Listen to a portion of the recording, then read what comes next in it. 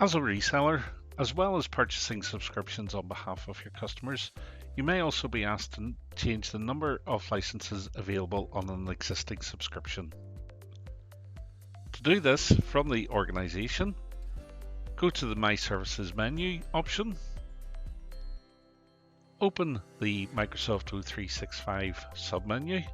From here we can go directly to the subscription screen.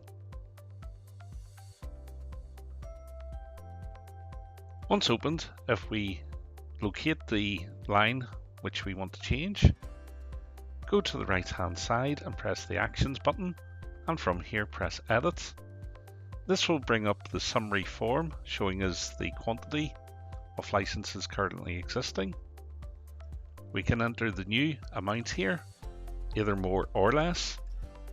And once we navigate away from the quantity line, the new price that will be charged on a per monthly basis will also be shown. Press Update to finalize the new purchase.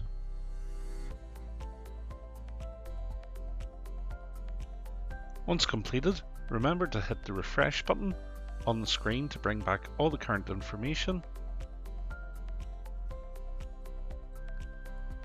And once this has refreshed, the line can be seen with the new quantity of seats shown.